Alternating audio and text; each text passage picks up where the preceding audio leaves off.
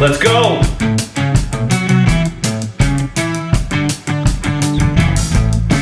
Welcome to episode 2 of our, what we're going to call now, Bobcast.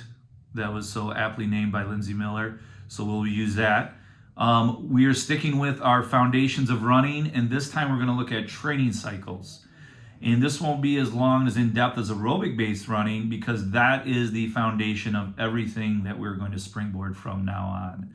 So you have all this aerobic-based training, you've been out running the roads, running the trails, the local metro parks, and now you're ready to go. You have some races on your calendar, you have some events planned, you went to the Run Toledo and you found some good races there.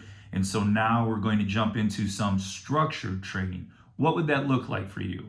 We have a lot of programs that we do, but here's how I base off of my training. We're going to use some key terms here and some little bit more technical terminology, but I will break it down for you overall. So what we have here is a plan for you if you were to train. Let's say you're training for Glass City Marathon or another big marathon coming up, maybe in the fall or spring.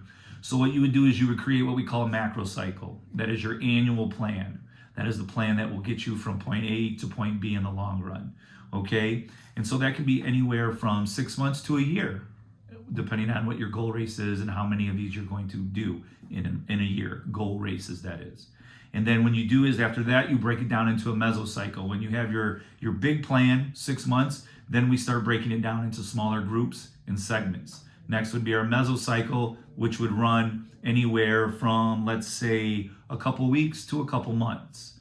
Okay, and that's where we get into what we do here, and that is providing programs that last for several months all the way up to that goal race. Okay?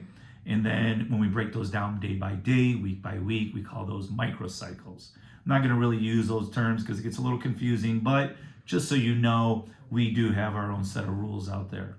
Now, when we have a plan, what we like to do is we like to keep people in our programs from anywhere from a smaller program, a smaller distance of 8 weeks, to our much bigger programs of 16 weeks.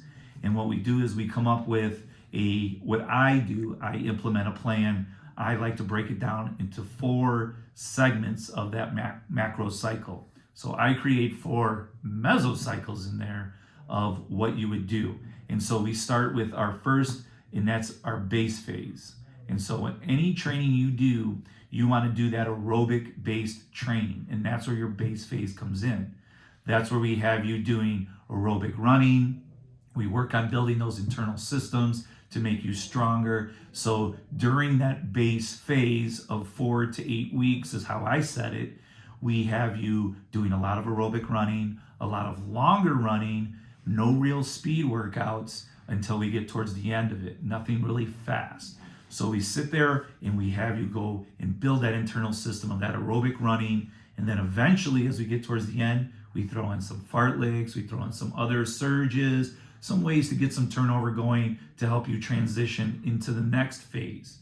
So this base phase can last anywhere from 1 month, can last up to 8 weeks. Okay, and sometimes when we have our programs, we even send out an email saying, hey, start doing your aerobic training now, because when we get to you, we're going to want to jump right in. So that aerobic based training that lasts, the first part of your plan would be 4 to 8 weeks. Then we move into phase 2 of training, or you would want to do your pre-competitive phase.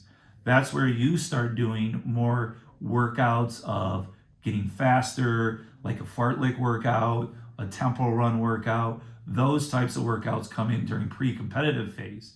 And even some of your longer, stretched out cruise intervals, or as I like to call them, lactate threshold intervals. So a lot of those would be in this phase.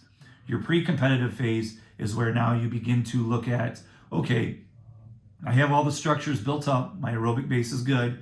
Now I want to start honing in a little bit on what race I have coming up. Is it a marathon? Is it a 5K? What race am I gearing towards? What workouts will benefit that? And this is the pre-competitive phase where you start doing those workouts. Whether it be a fartlek, tempo run, or any other structured workout, you begin to add those in. Does your volume stay the same? Yes. Through that aerobic phase, that base phase, you should have built up your mileage to the point where the volume is now up there. So we keep the volume going And now we begin to add in some harder workouts, some fartleks, some tempo runs. And that's where you will really see some benefits there. Okay, that lasts anywhere from 4 to 8 weeks also. And that's where you might have some of your fitness races. So let's say your goal is Columbus Marathon in the fall. And so all summer you're doing these workouts, getting ready, and you might go to Muddy Mini, you might go to Boy Scout, you might go to these different races to test your skills, to see how am my fitness doing. Let's practice some race tactics. Let's see how I'm doing race-wise. And so now you start doing some races in there, but it's still not your goal race. So that's why we call it pre-competition. You're really in this phase where you're getting used to racing, figuring out what's working for you, still adding volume into your training. Hard workouts are coming at you, but now you're adding in a few races here and there too to see your fitness level. And that phase is our pre-competition phase. That gets you going so you know if you're on the right track with your training. It's where you start tweaking things and seeing how it's going. That's the second phase of your program. And then when you get into the third, we call that the competitive phase. It's a shorter phase, anywhere from 4 weeks to 2 weeks, depending on the race and the distance. So your longer races, you might have a longer competitive phase out to 4 weeks. Some of your shorter races, like your 5Ks, might be only a 2-week competitive phase, because this is where now volume tends to tail off. Volume does not need to increase. It might level off. It might even decrease a little as you get closer to the race. Workouts get more specific to your race.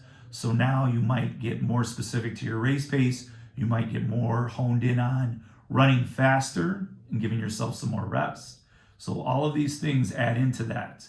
And what you do is, as you get closer through this competitive phase towards that goal race, volume decreases, workouts get a little bit more intense. They don't get as much volume, but they do get more intense. And so now we call that, some people like to call that a taper.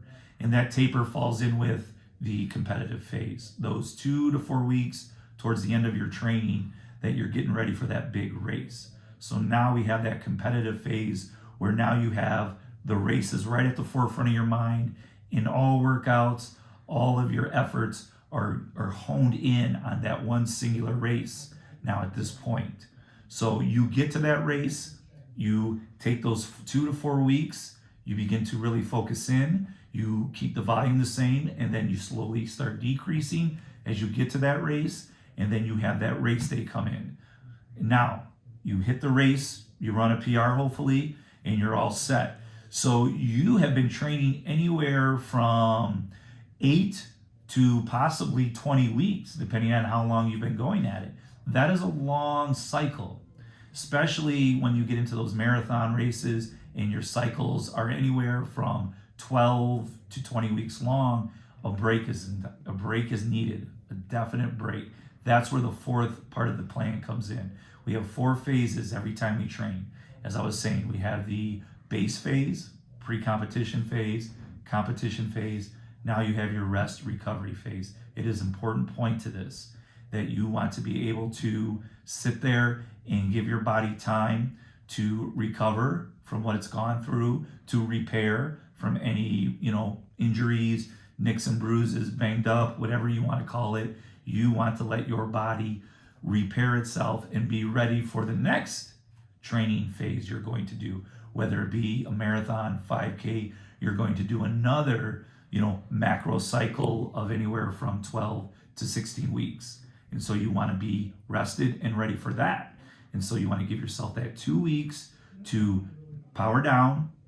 Doesn't mean you have to sit on the couch and go swimming, biking, walking, just something from the pounding of running to give those legs a break, to let it recover, to give your batteries to recharge so you're ready. So not only physically, but mentally ready to go at it again, because you have to be able to go back at it right away once you stop again.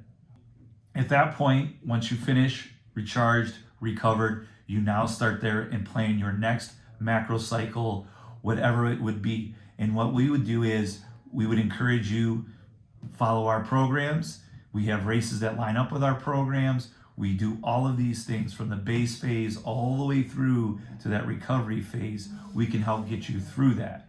Otherwise, you have some tools here that we're leaving you in this podcast. What do you want to do? That's how you want to prepare for the next race. So next time when we see you out on the roads, we want to make sure that we are training hard, training properly, and let's go.